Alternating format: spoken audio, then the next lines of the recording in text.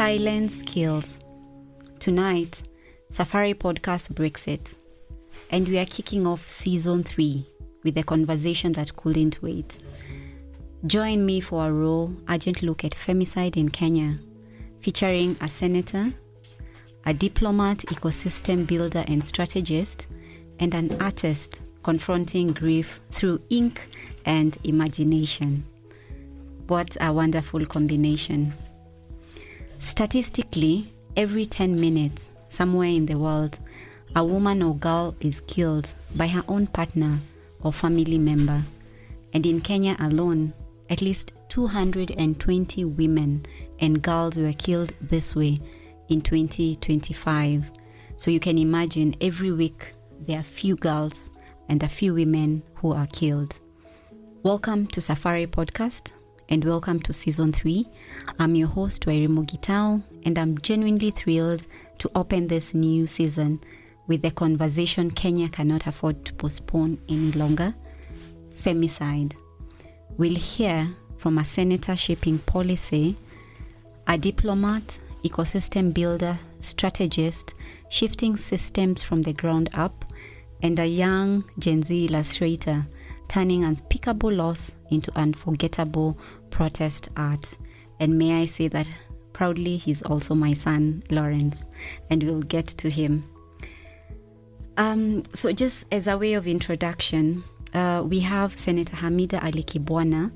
She is a nominated member of the Kenyan Senate, representing the Orange Democratic Movement since August 2022.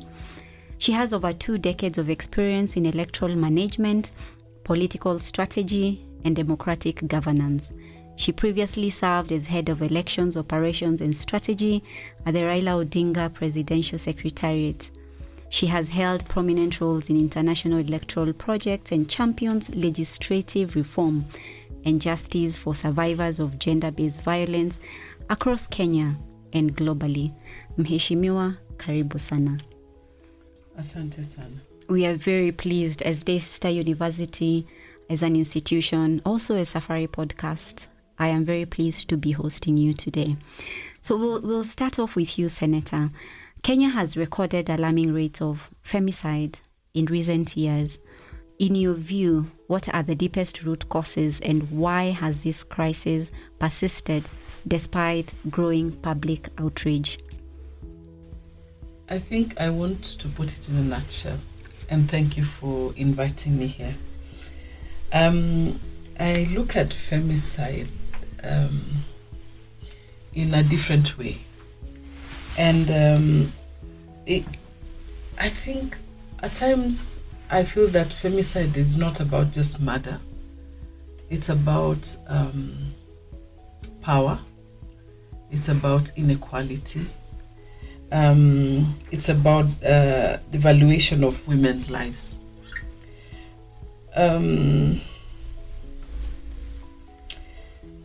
It's really a culmination of different norms.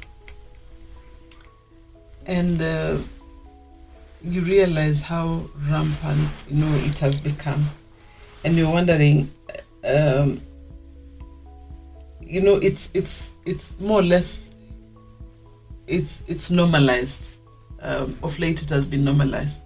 That, those are only 7 girls who have died. Yeah. Women who have, been killed. So it's a norm thing, for. So I feel that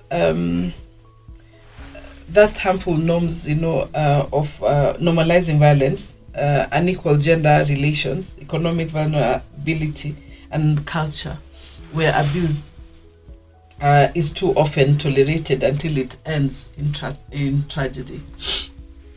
The lifestyle that our girls want to have, it feels so sad that you're being paid school fees, yet you want to live another life. And at times that's where it leads to. I remember, was it last month, about 2 months back, where I was doing an interview. I think we had lost more than 22 lives within 1 month of women. And I was wondering then, why? Then what happens, next? and half of them is, it was more or less a lifestyle that they wanted to live. Where girls have been found in the bush, where girls have been found, they're university students, and they they live another lifestyle, and they're there, they lose their lives. So seriously, I feel that this crisis has persisted because despite public outrage, our response has largely been reactive rather than preventive. And you say something very keen there, and I see Sabrina nodding and Lawrence as well, in terms of this is not just murder. Femicide is not murder. It's a culmination of other root causes as well, including culturally and the kind of lifestyle that people wish to lead. And you've called for femicide as a female parliamentarian to be defined as a distinct criminal offence and for a stronger Sexual Offences Act, even engaging bodies like the Kenyan Women Parliamentarian Association in this push. How far has Parliament moved on this reform, Senator, and what obstacles remain? Actually, there's a certain growing political will in Parliament on this issue, within the Parliament on this issue. Members from across both houses have recognized that gender-based violence and femicide actually requires urgent legislative attention, and we continue to engage through caucuses. I'm trying to amend a bill on GBV. I'm also doing my thesis. Actually, my project is almost done on the same GBV, and now I want to champion. Congratulations on that. That's a very important way of looking at policy in terms of research and how it can impact on reforms. I remember when the last time when I was defending my thesis, it was quite tough, on this one. And I focused on Kilifi because I had to at least, focus on a county. So I brought Kilifi in and I looked at the incest, what is happening in Kilifi. It's not just about the lifestyle, it's also about the incest, about the poverty part of it and all that, girls being married, at an early age, and many other things. When people are hungry, there are many things that guys can do, and so it leads to that. And also, sorry, there's a thin line between GBV and femicide. It's they complement one another. So the caucuses and the committees, organizations such as KEWOPA, we're trying to engage them so that at least to strengthen the legislative part of it and the legal framework. However, legislation is only a piece of the puzzle, meaning we must build consensus to ensure proposed reforms are legally sound. That is by bringing people together and maybe creating awareness on such issues. But then unfortunately, we really have, the funding. We have to look for funding to support institutions, which is a sad thing. The institutions themselves, if you approach like Senate, even itself, I wanted for us to have a forum, a 2-day forum where we speak to one another. My kind of forum, I was looking at, on the letters, have all these people in the same house. Parliament, judiciary, police, the Nancy Baraza, what do you call it? The Nancy Baraza, is it the committee, that institution that was constituted by the president, the gender ministry, looking at the students themselves, have all the students together, put them all together.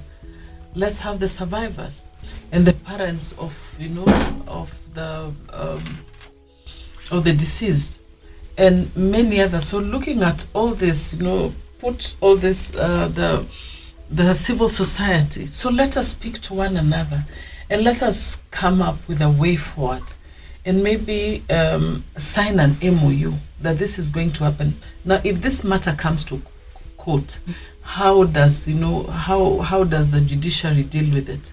When it comes to police, how do you also deal with it? It's not about, discussing, because these people are walking free. Many people have died. Girls have unfortunately. Died, they're walking free. And no one, we have not seen any harsh penalties that have been, or whatever, to this guys. So it's really unfortunate. You may only find one or two in court, and then the next day they're all free. So you can imagine the pain, the hurting of these parents that have lost their children. So I think we need to speak to one another in one room and agree on how to deal with this issue.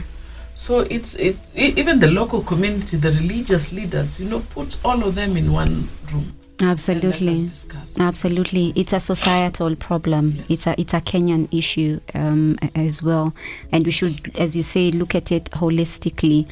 And survivors of gender-based violence often describe a broken system, from police response to court. You've talked about bringing together the police, the judiciary, and the different stratas in our society. So from police response to court delays, Senator, what specific institutional changes would make the biggest difference for women seeking justice today? As you rightly so, there are perpetrators who are walking scot-free. The biggest change we need is a truly survivor-centered justice system. That's what we need. And a woman seeking help should never have to fear being dismissed, blamed, or re-traumatized by the very institutions meant to protect her.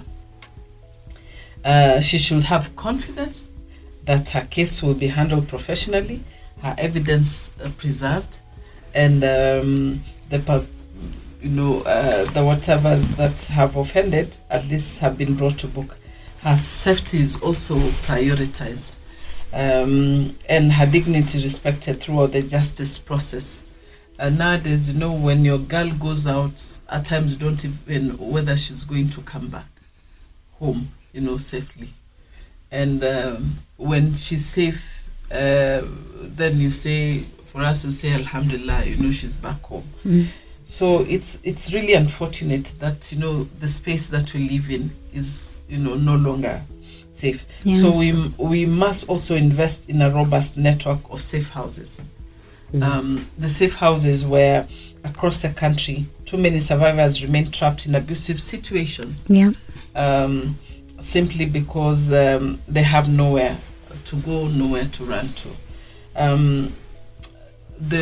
I want to commend Mama County, Nairobi County, Honorable Esther Passaris.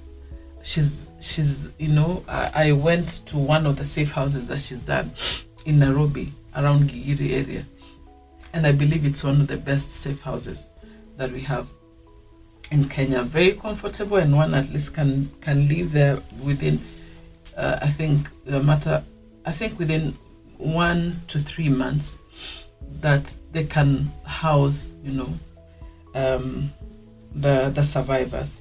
So I feel strongly that every county should have accessible and adequate facilities, funded shelters offering emergency accommodation, and also legal assistance and pathway to economic empowerment. That is where the issue is. Why do we have that femicide? People are looking for money. That money can cause you a lot. So how do we empower our women? How do we empower girls so that at least they don't find themselves, in that? And then within our law enforcement agencies, we need specialized and well-trained officers to handle the gender-based violence cases with sensitivity, urgency, and professionalism. Every report must be taken seriously, investigated promptly, and pursued within and without prejudice or interference. I feel strongly that we also need faster investigations and timely prosecution. Like I just mentioned, that we need to have that forum and speak to one another. Absolutely. And get to understand how fast can we have this. And survivors should not have to endure years of, injustice.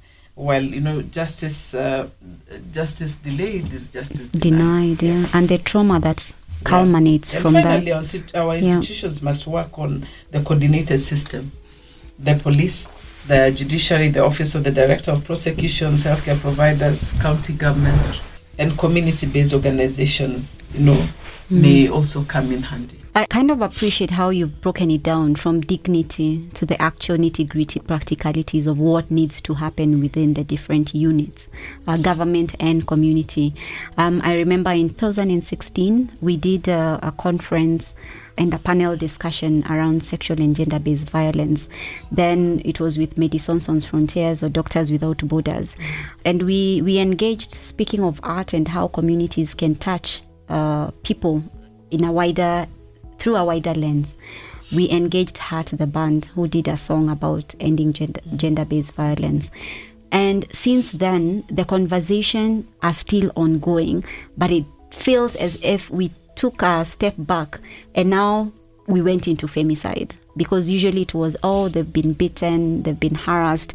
I remember interviewing Diana Kamande, whose husband then committed suicide afterwards, after a brutal attack on her and her family.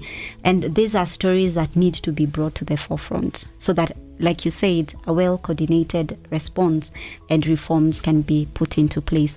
And we'll come back to you with the last two questions, Senator.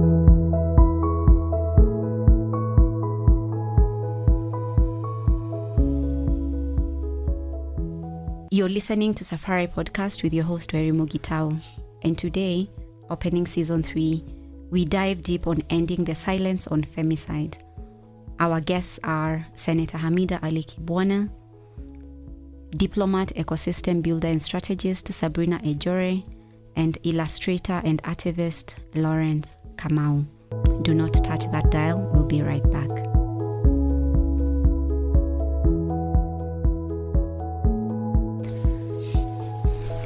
Every 10 minutes, somewhere in the world, a woman or girl is killed by her own partner or family member. And in Kenya alone, at least 220 women and girls were killed this way in 2025.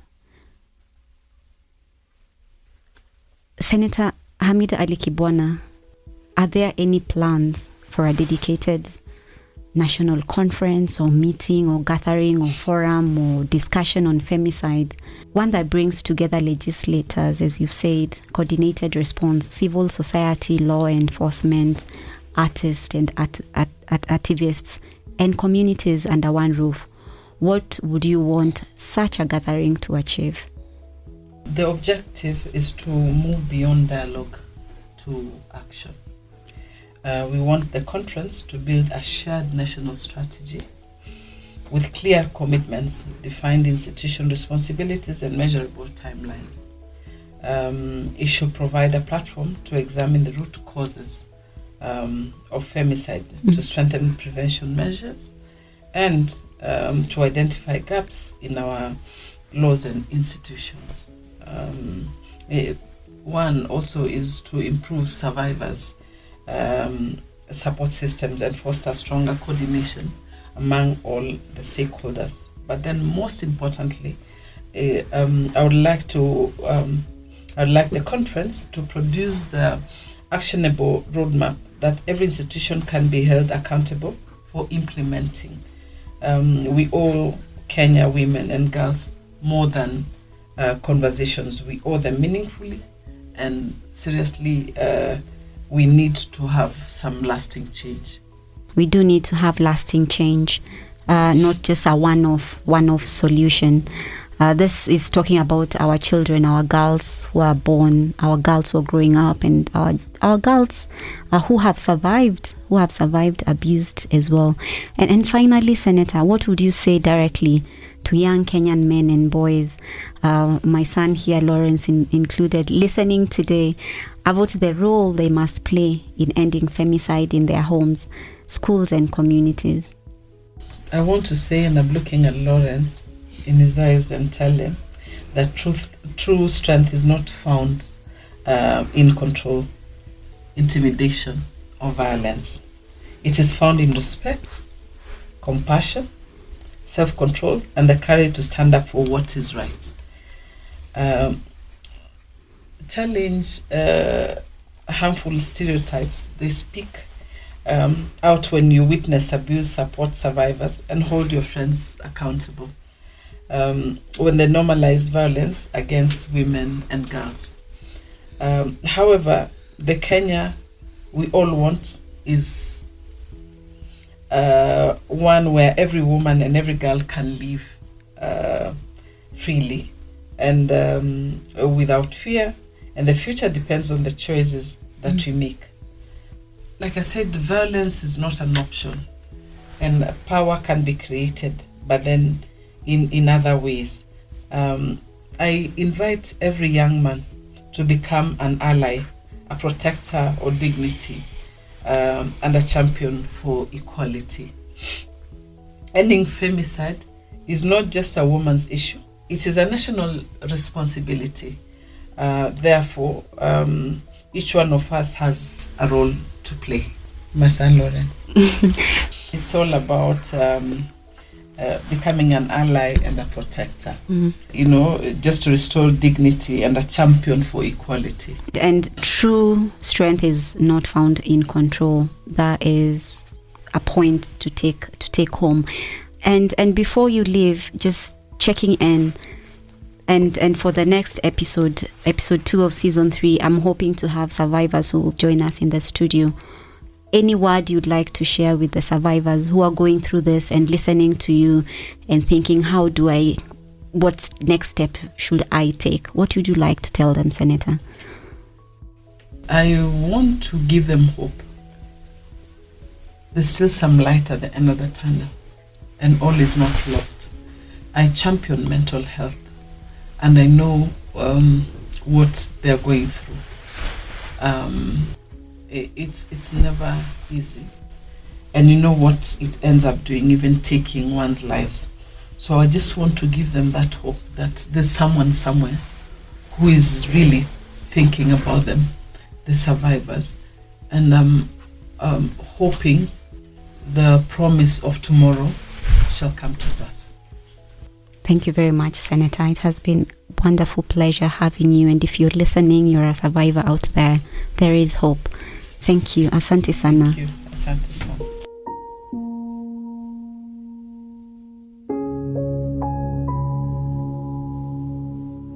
Policy sets the frame, but Sabrina Ejore's work colors it on the ground.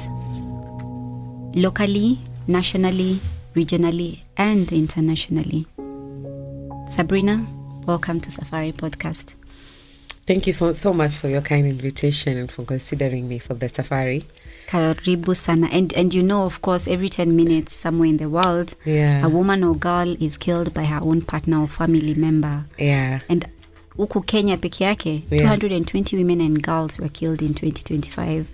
So before we come to you, Sabrina, because I know you work with a lot of young women, you work with a lot of young men in Samafa. I'm just going to do a quick introduction of who Sabrina Ejore is. So Sabrina is not only a community leader, but she is a diplomat. She is an ecosystem builder and strategist at the helm of Samafa, an organization driving community-based systemic change across Kenya, not only in grassroots communities, but also, as I said, nationally, regionally, and internationally. Sabrina's work centers on strengthening grassroots response systems, building coalitions, and addressing the structural gaps that leave women and girls vulnerable to violence. Known for her strategic ground-level approach to social transformation, she brings a community-first, person-first perspective to national conversations on femicide and gender-based violence. Sabrina, it's a pleasure. Oh, thank you. I didn't know you did quite an extensive research on myself, and I'm quite impressed hearing all that compliment. Awesome. You have done a fantastic job, and you still are so doing much. one. Thank you. With Yeah, Samafa. you know, they say the sky is the lower limit. Absolutely. And personally, as Sabrina Ejore, I always aim higher than that. So it is actually an honor and a privilege to be in your podcast, and I'm looking forward. Asante sana. To the engagements we're going to have. Asante. Sabrina, from where you sit, the hats that you wear as a diplomat, as a strategist, as an ecosystem builder, what specific institutional failures have you observed that continue to perpetuate Kenya's femicide crisis? Okay. So one thing we need to understand is that femicide really happens in isolation. That is something we need to agree. It is often the tragic end of an end of long chain ignored issues or warning signs. And we have seen women report threats, stalking, domestic violence, and even harassment sometimes, even in workplaces, not only at home. Only for those reports to receive delayed responses or it not only failed responses but inadequate follow-ups that erodes that itself erodes lack of confidence in the system. Yeah. So those delayed responses or inadequate follow-up is what I feel like is what I've observed leading to all this crisis. And another challenge which also Senator Hamida had pointed out, which I would like to also emphasize on, is that our response always remains largely reactive. We mobilize after lives have been lost instead of investing enough in prevention. Yeah, which is very unfortunate. Yes, yeah. And we actually need stronger coordination between law enforcement, healthcare providers, social services, the judiciary, schools, like universities, schools. It cuts across all from as early as early childhood, in my opinion, because this is something that's very crucial. And schools, religious institutions, and community organizations, so that vulnerable individuals are identified, supported before even the violence escalates. So justice should not only punish offenders; it should also protect those who are most at risk. So that's my take from the question you just asked. Yeah, and so, and it's very key because you're focusing on the survivor here, yes, in terms of a coordinated response, yes, focusing on the person who's been offended. And every stakeholder is involved. Yeah. Every stakeholder is important. And what Senator Hamida had mentioned earlier about the conference that she's planning to engage, yes, we're very intentional at Samafa. And after everything that is happening around the country, we are very intentional about bringing the various stakeholders to sit down and have a leeway discussion on how we can be able to do all that. Yeah. And how then can community-driven organizations, including organizations such as Samafa, effectively fill the gaps left by state institutions? Okay. Communities are often the first to notice when something is wrong. And that gives organizations like Samafa a unique responsibility. Our role is to build safer communities by creating awareness, strengthening support networks, connecting survivors with available services, and empowering people economically and socially.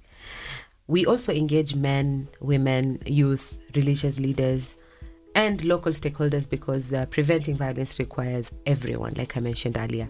So at Samafa, we actually believe that safety is a shared responsibility. We may not replace government institutions, but we can strengthen the bridge between communities and those institutions while fostering a culture where violence is neither tolerated nor ignored. So all these stakeholders involved need to be aware of that. And platforms kama za Samafa ndo tunajaribu kuwaleta watu wote, like by the grace of God. It is through the platform of Samafa that we have managed to come up with the topic today and the speakers that we have today.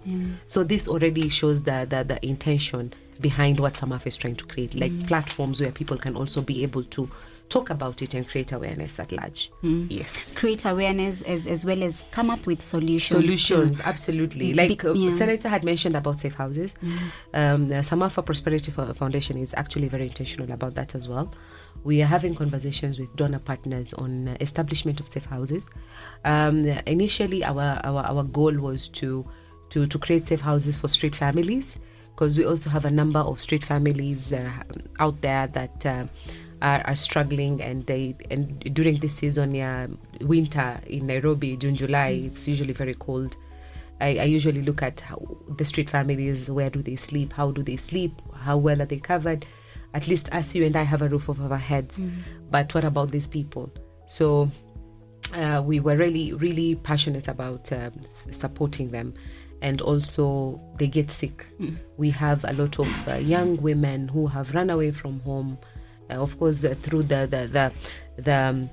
because of the various mental health challenges they also go through. Because I'm a firm believer that every child belongs at home, not in the streets.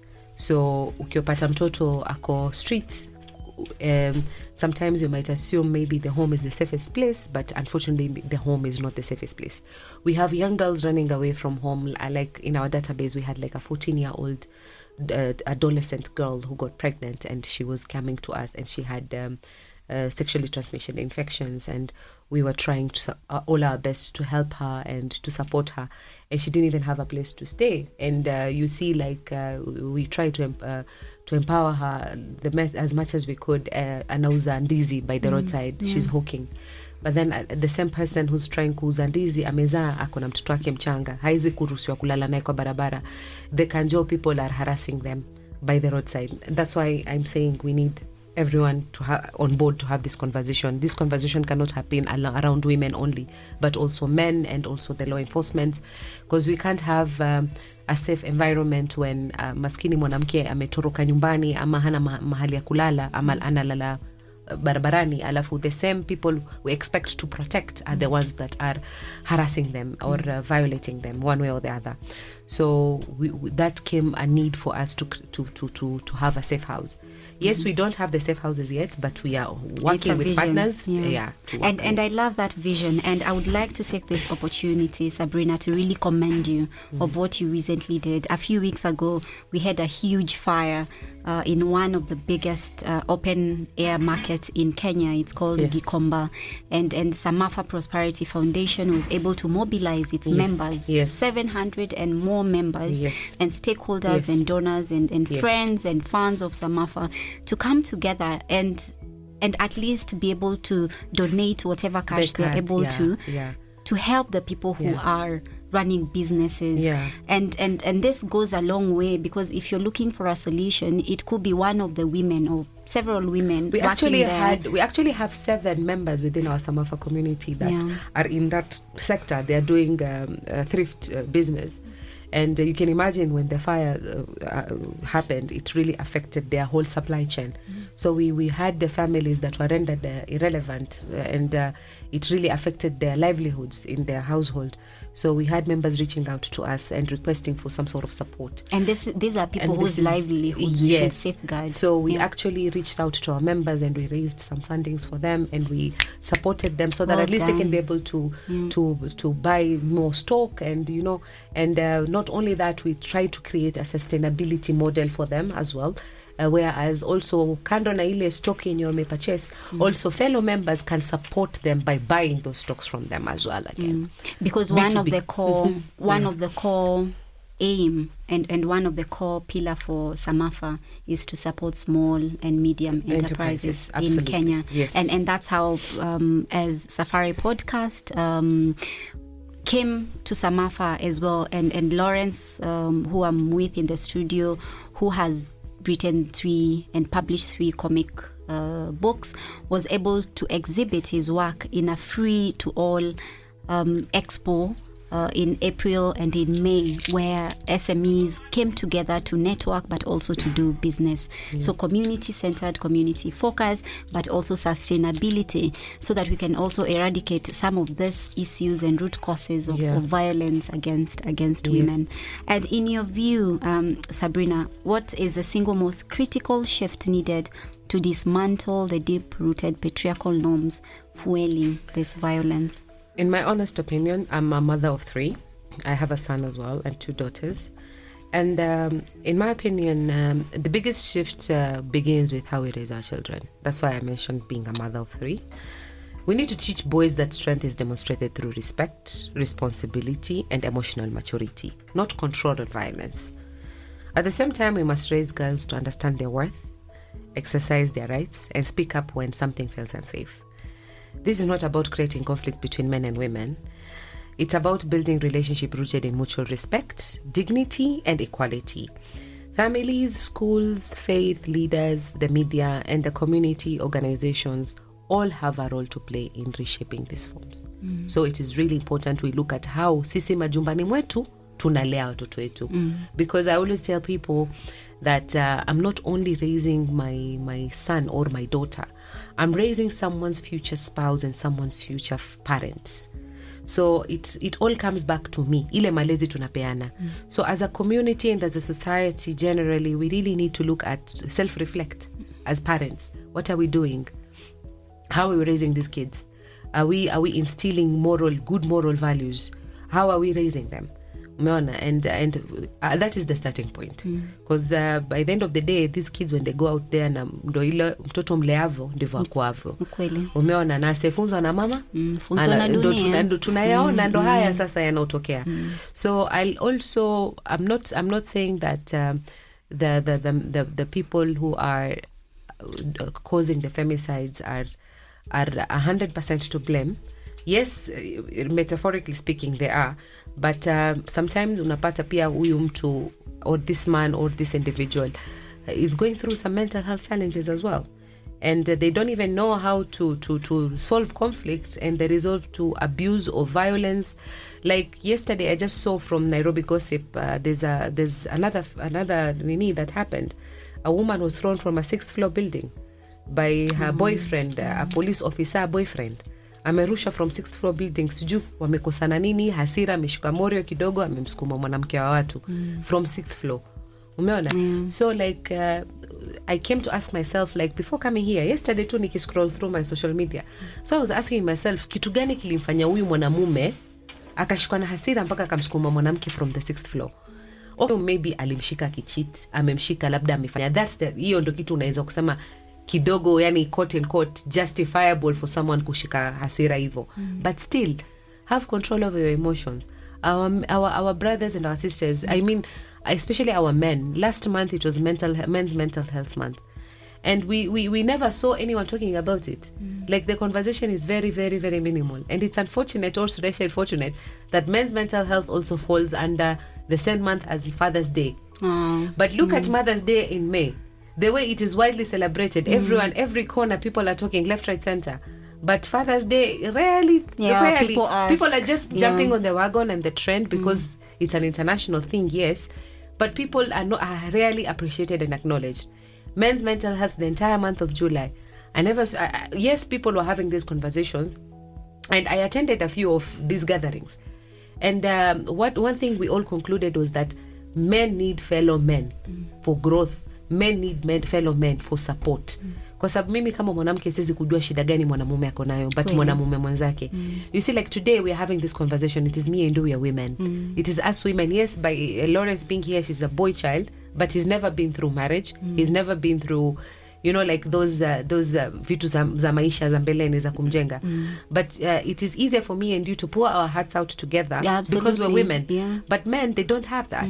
So as much as we are going to talk about men's mental health and all that, where are these platforms where our young brothers, our sons, our husbands, our fathers can come and vent and talk about whatever challenges and issues they have, where they can also be able to get solutions or guidance for and God's normalize sake. it as well. And normalize like it. It's okay to talk about these things. That is what has been happening the last 1 month for every conversations that I've attended. And it's unfortunate that it wasn't as loud as the other conversations that we have around women empowerment and everything else.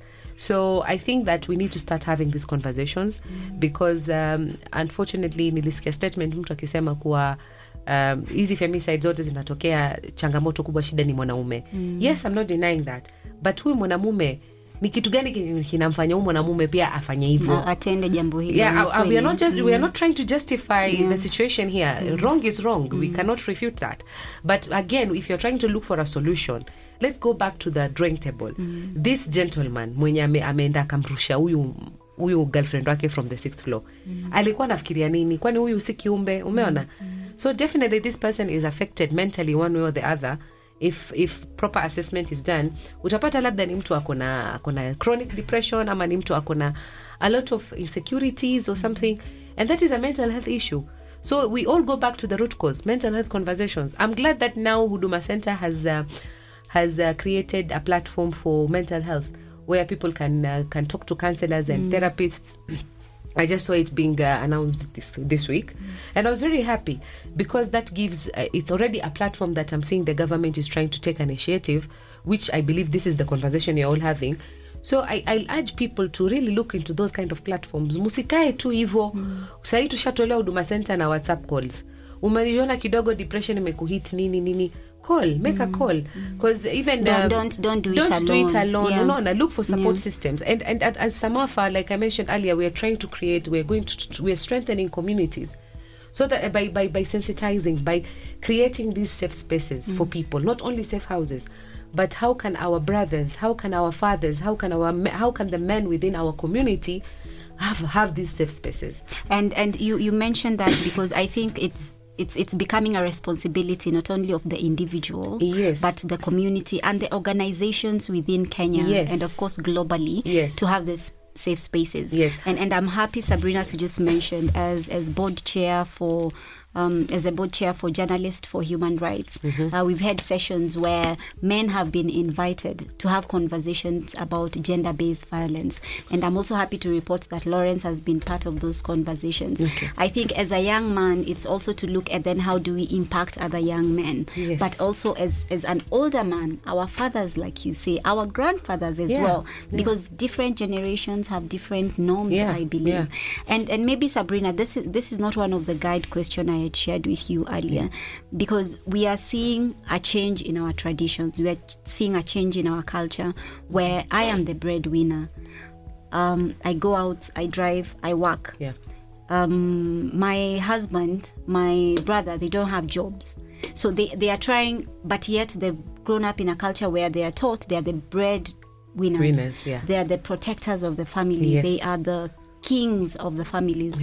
With this changing times, which is a reality, how best can we bring in the conversation to a point that we are having it very candidly and very openly, that our men and our women also understand about these changing times, and then how do we adapt to that? Thank you for that question. As much as, yes, you didn't bring it up earlier, but it's actually a very good question. And to answer that, I like the way you started with your professional background. Allow me to speak from a cultural and Islamic background. I'm a practicing Muslim, and I come from a very conservative Arabic family. My mom's side of the family is Arab. So from how I grew up, and Islamic, let's not talk about the cultural aspect. Let me talk about the religious aspect of it. Islamically speaking, what you mentioned earlier, men are the protectors and providers of women. There's even an ayah in the Quran that where Allah subhanahu wa ta'ala says, Ar-rijalu qawwamuna 'ala an-nisa, which clearly states men have responsibility over women. So to answer your question, I think somewhere in that, this is my opinion, of course, and my genuine observation, somewhere along the way kuna mahali wajua ukiwa dini umeiacha spiritual alignment. If you're not spiritually aligned, there's always going to be a disconnection. So we need to go back again to the drawing board. Like Mimi being a practicing Muslim, I understand that the responsibility of provision and protection is meant to be the man, but because now again of the tough economic times that we're having, I end up being the main provider and probably even the protector of the household. So naturally speaking, Mungu maneno yake haende mrama. Mungu alivyosema wacha wanaume wakuwe wao ndo providers and protectors, alijua kwa nini, cause hapo naturally kunaanza kuwa na disconnection. Naturally that dynamic becomes dysfunctional, cause as a woman you get into your masculine energy and it forces it subconsciously forces the man getting into the feminine energy, and when a man steps into his feminine energy, naturally kunaanza hizi issues zote sasa. Resentment, ujinga na nini. So I'm not refusing you being a breadwinner. Yeah, continue being a breadwinner, but it's important that we have boundaries and we have a common understanding as a couple when we sit down and have these conversations. Yes, my husband, baby, sweetheart, boo, I understand it's tough economic times and I understand things are not okay in your business and everything, but babe, it's okay, I will support us, I got this, but it's just going to be on a time frame. And I'm not doing this because I don't respect you. I respect you and I honor you as my husband, and this is now, have some sort of a working arrangement. That is where we go wrong as women, because we don't reason with logic, we reason with emotions. We usually tend to kubeba kila kitu. Alafu somewhere along the way utakuja kuchoka, ushindwe, alafu unawepe unaanza kuhold in resentment. Unaanza kushangaa mbona mwanamume ananiacha mimi nafanya kila kitu. So naturally speaking, to go back to answer that, yani sisi wenyewe tumejiharibia. Yani like society, community, like this modern feminism of I can do better what a man can do. Ndio inaleta hii mchanganyiko yote, umeona? Yes, I know I cannot do what a man cannot do. I actually believe in humanist, because people out there start saying mwanamume ni mwanamume, mwanamke ni mwanamke. Kuna mahali mimi najua naweza outshine mwanamume na kuna mahali mwanamume pia anani outshine mimi. We complement one another. Umeona? So if we accept that from the get-go, then the dynamic becomes a little bit more accommodating. Umeona? So naturally, if we agree on that, and then like personally, I know my role as a woman. I expect my man to understand his, because I expect him to know that he's a king. He's a leader. Because personally speaking, me kama Sabrina, I know I'm a tough queen, and he'd better be a good king. So naturally, my aggressiveness, my model of working and everything, ikiwa yeye atakuwa intimidated, I'm sorry to say, that is where now inferiority complex starts kicking in and level of insecurity left, right, center starts kicking in. Alafu ndo kidogo unakuja kupata mwanaume ameanza kukufanyia hasira kidogo, Sabrina umekiwa sumu kwa maji umeaga. Things like that. So I've had cases, I've seen cases like that, people that I personally know, like especially career women, and we are living in a world where the girl child is highly empowered, mpaka boy child anafeel amekuwa isolated. So platforms like Samafa, we are trying to create a space where also not only the girl child is being empowered, but also the boy child feels involved. Very much so. And I love the fact that Lawrence has also joined us in this session, because the young voices, the Gen Z's voices here are the ones, wana sasa generation kama yake ndo itakuja sasa ituomoe. Umeona, akija kiza mtoto pia yeye atakuja kusema, you know what, my son, women are supposed to be respected. So it all goes back to, unaona, alafu unfortunately pia the dynamic of single mothers. We have almost 70% of single mothers in Kenya. I'm one. I'm a proud single mother. And can you say I'm not an asset? I'm not an asset to the society? I believe I am. But I'm a single woman. I'm a single mother raising 3 kids. I lost my husband to cancer. Siko kupendelea kwangu, alikufa. Sawa. And raising kids alone as a single mother is not a joke. And I wish community and society would really be more lenient to women who are doing that, and more men can step up and respect women who are doing that. So unapata mwanamke ana hustle, ni single mother, analea mtoto. Somewhere along the way, the dynamic is not really, we are really trying. You are a breadwinner, you are the mother, you are the father. Na hapo ndo makosa sisi pia tunakuanga nayo. As a woman, accept to where you can only be a mother. You cannot be both. Where we try to become both is where we lose the dynamic. Alafu ndo unapata mtoto sasa anaanza kukusumbua na wapi. I'm not refuting those who are trying their best to do the best that they can, but I believe gender roles tumejisahau sisi wenyewe kama binadamu somewhere along the way, and as Muslims, and maybe most of the Muslims listening can also attest to this,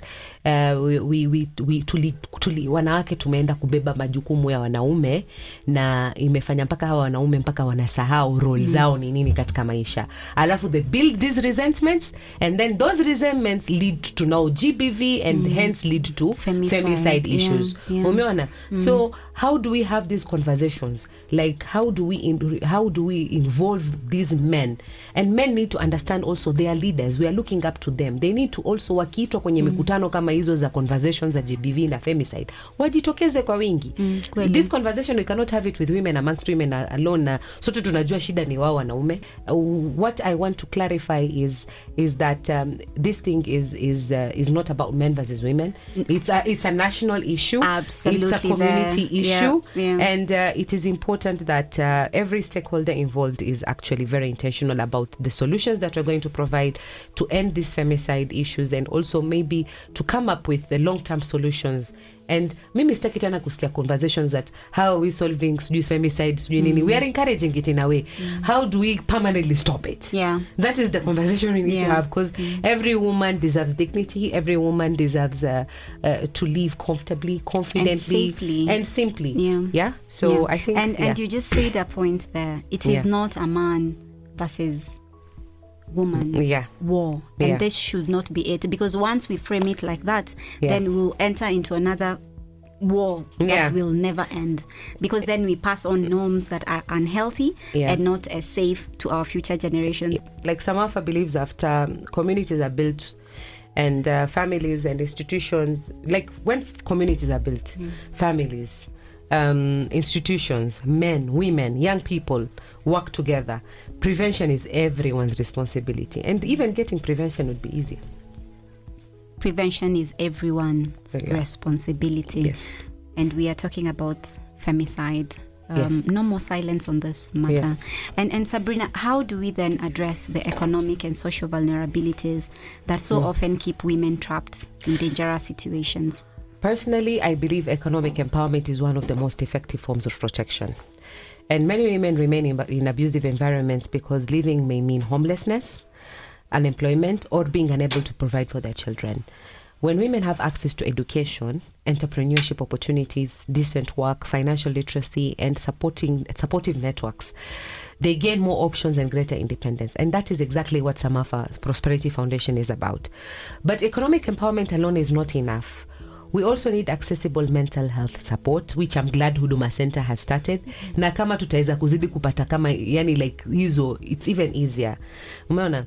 And safe shelters, like safe houses, legal assistance. We can try to reach out to many legal experts who can guide us on how to get justice for those who are affected. Because unapata sengine mtu pia kuget legal assistance haizi afford kuweka wakili. Truth be told, unapata mtu amepitia proper challenge ya GBV ama femicide case, mtoto wake alipigwa na mwanamume akapata mpaka brain hemorrhage, mtoto akakufa, mama analea mjukuu yatima, anasikitika, anasononeka, anatukujia Samafa, mimi nifanyeje? I'm just giving an example.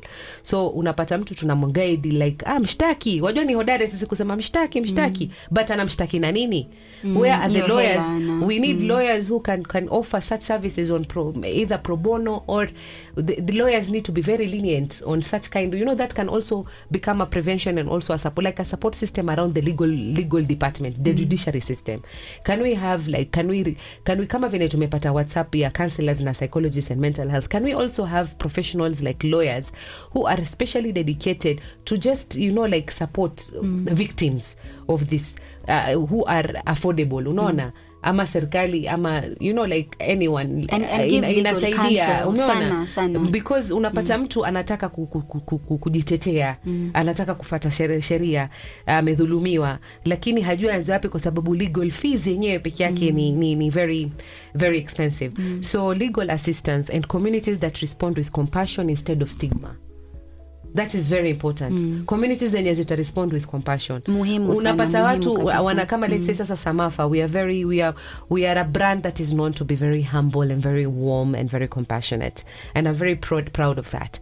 And we are very intentional with how we receive our members. We create a safe space for them.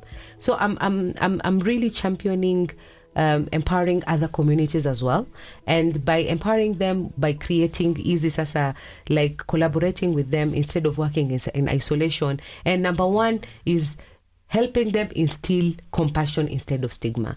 Watu wao wakiwa wana changamoto yote, wawe wana feel nikienda kwa hii community yangu, mimi I will either get support emotionally, physically, or mentally. You know, let people know that.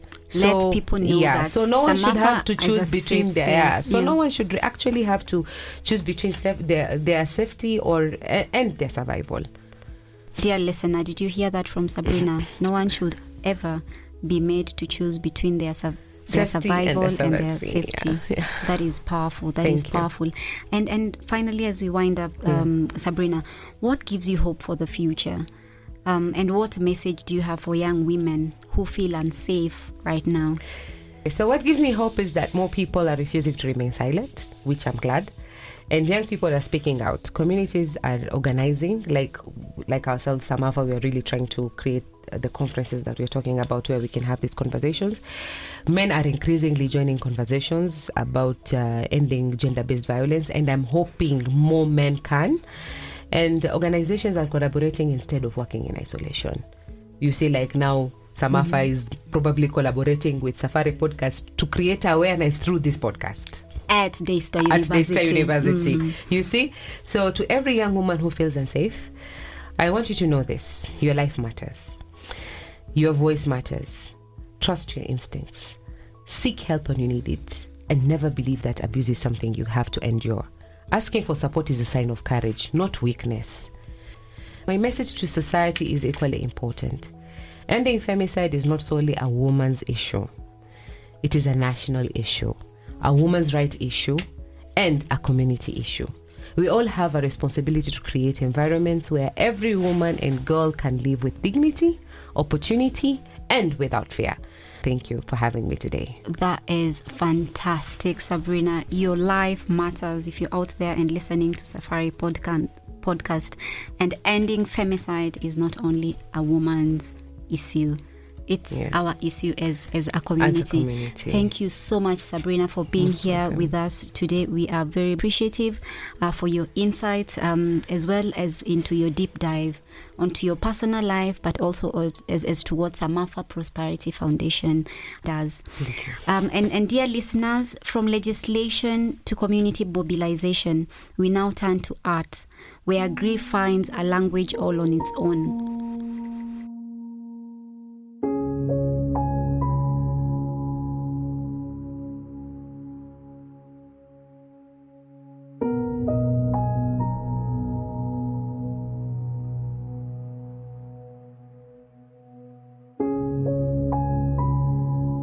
Lawrence, thank you for joining your mother on Safari Podcast. Hi everyone. Thank you for having me. I am very pleased. I brought a copy of your book, My Big Fish, and we will go into it. It's a story I have read. It's a story that has inspired me to also write. Every 10 minutes, somewhere in the world, a woman or girl is killed by her own partner or family member. And in Kenya alone, at least 220 women and girls were killed this way in 2025. You're listening to Safari Podcast.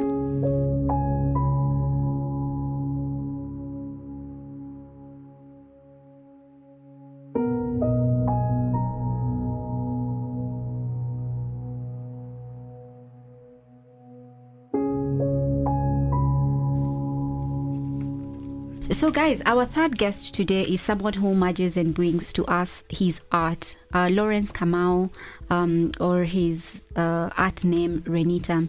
He's known creatively as Wren. He is a 22-year-old Nairobi-based visual storyteller, illustrator, and animator whose work celebrates African identity and youth experience. He has written and illustrated 3 comic books, including My Big Fish, a poignant exploration of grief and femicide.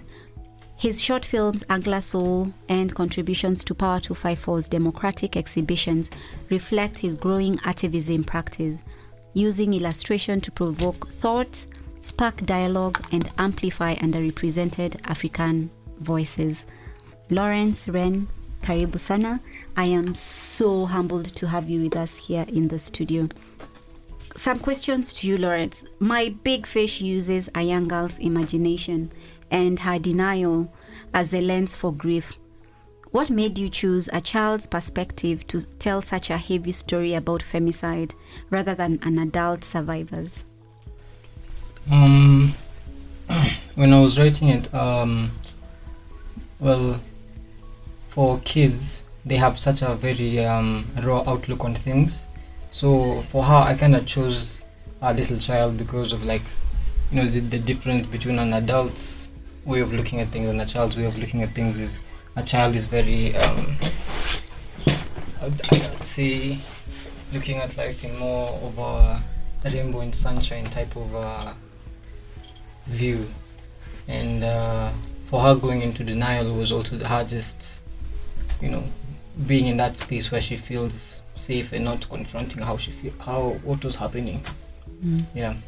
It is. I have had the opportunity to read the story, and it's like you say, it's children, rainbow and sunshine. But this is a very, very difficult conversation and also a difficult story as well. My other question to you, Lawrence, as a Gen Z, as an arts illustrator, storyteller, animator, the acknowledgements in your book mention that your mother believed in your wildest dreams, even when they were just scribbles in the margins of your homework. How did that early encouragement shape your decision to tackle a subject as difficult as femicide through art? Okay, so for the longest time, she's been very, very supportive, and I think she's one of the first people who made me feel seen. And when I was, I think, around 11, 12, I ended up writing, I think, my first comic book. Yeah, you did, yeah. And she saw it and she had it published, and I think from then on I was like, so if I can do something and it can go out there and in a message, then why not do something similar and make it more important, like the meaning of femicide. So yeah. And that's, I actually did not have this in mind coming to this interview, but you wrote your first comic book. You used your hand, which I still have, and it's somewhere within our stories, and talking about important stories as well. And as a visual storyteller, you've said a single frame can hold a whole emotion, just a single frame of your illustration and drawing. Was there one panel in My Big Fish, in your book that I am holding now, perhaps the mirror scene at the end, that you found hardest to draw, and why? And this is for all the illustrators, animators, and storytellers out there. Lawrence, over to you. Okay, so for me, I'm a very empathetic person. And when for scenes like that, you kind of put yourself in the shoes of the person. And I remember when I finished the last page and I did the final text, I actually ended up sobbing because, yeah, first of all, I accomplished something very amazing, and I was like, this is something that happened to people, and if it happened to somebody I loved, that would have torn me to pieces. And if people can, the reason I need people can see themselves in the panels and whatnot, so yeah. They can see themselves in their reflection in the mirrors. Yes. And how did that make you feel going through that process of acknowledging that it actually does happen to other people? I was upset because actually most of my generation, they don't really take this stuff very seriously. They if you do talk about this kind of things, you end up being, I don't want to say shunned, but more, you're not part of the group, let's say, because when you go online and you see so many insensitive comments about someone's daughter who ended up getting killed by, and nobody cares. So it's really bad. And Lawrence, you describe your work as Artivism, and you've contributed to Power 254 democratic exhibitions. How do you see comics and illustration functioning differently from traditional journalism or advocacy when it comes to changing how people understand gender-based violence, including femicide, which you illustrate in your comic book, My Big Fish? Okay, so for me, I'm a not very loud person, and for activism, activism, you see people going out there protesting, they shout, they do all kinds of things, and I've tried that, and it wasn't my thing, even though I had the passion to protest against things that were happening in our country. I was like, I'd rather do something, in my desk and put it out there. It's super loud out there. It's not very good for neurodivergent people. And there was an article I just came across this morning when I was coming. It was Desky, Spectacles, and Zia Revolution. And I think, I haven't read the entire article, but I think it touches to what you're saying, that the role of activism and artivism varies.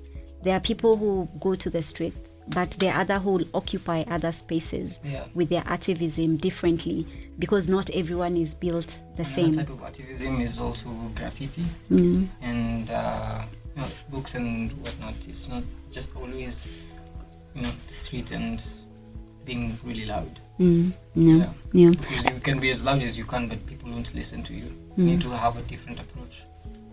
And that's a fair point. It's mixing the approaches so that they have impact in terms of change, yeah? And for young Kenyan illustrators, Lawrence, who want to use their craft to speak on issues like femicide, but worry it's too heavy. You've pointed that on the insensitivity of people online, too heavy for the medium. What would you tell them? And where do you hope My Big Fish travels next? They should know that stuff like femicide is very, very important. It doesn't matter how heavy it is, because even when I did it, I was like, I was skeptical at first, and honestly, even my mentor was kind of like, it's gonna be really sad, but I was like, this is something I want to put out there, and I'm gonna do it even, I don't really care what people think. This is something that you people must know and be aware about. Yeah. And it touches exactly, you've hit the nail on the head, because our topic today, No More Silence, the femicide conversation. You knew as a young person, as a Gen Z, that it was a sad topic. It was a topic that is not very popular among your generation, but you still went out there and did it. And where do you hope My Big Fish travels next? Or what's your vision with your comic expertise and your books? I think, I would love for My Big Fish to have a motion picture sequel. Well, not really a sequel. I was even told that it was really sad, and that's a good thing, because it makes more of an impact if it's like not really the best ending that you'd expect. And for My Big Fish, I don't know, anything can work. Yeah. Hopefully to be among the feature during the Femicide conference that Samafa is helping bring together. And as we wind up, Lawrence, anything else you'd like to tell to young animators? I know you've been able to exhibit your work, including at Samafa Expo. You've exhibited at the Kenya National Museum. You've exhibited at Power 254. There's someone young listening to you out there, 10, 9 years old, who'd want to start. What can you tell that artist? But then what would you like to tell their parents as we wind up? For the kids, if you like animation and art, I advise you to keep drawing and pick up that pen and keep pushing. Just work very hard, and also don't listen to what other people tell you. Have that. Most of the things you need to learn are not like from other people. You need to learn them by yourself, and that's where authenticity comes from. Because when you end up learning things from others, it's gonna be like a replica of other things, which is not original. So you need to have something for yourself. An imagination that goes beyond classrooms and teachers and trainers. And to their parents, listen to your children. Yeah, and also to parents, just additionally as well, if your child is artistic, they want to write heavy topics, give them support, provide counseling to, and provide them with the necessary tools. Could you say I'm saying it correctly, or am I adding my own things? Okay. Thank you so much, Lawrence. It has been a pleasure having you. Thank you, Senator Kibwana. Thank you, Sabrina. Thank you. It's fine. Thank you. Thank you, Lawrence. Welcome. All of you, the three of you, policy, community, and arts, for your courage, clarity, and care in this conversation, and for helping me open season 3 of Safari Podcast in a way I am truly thrilled about. To everyone listening, silence has never protected us. Only truth and action can. Join us next time for a deeply personal episode, Ending Femicide, as we sit with a survivor herself. Until then, this has been Safari Podcast. Asante sana. And to our guests, Senator Kibwana, Lawrence, Sabrina, asanteni. Thank you.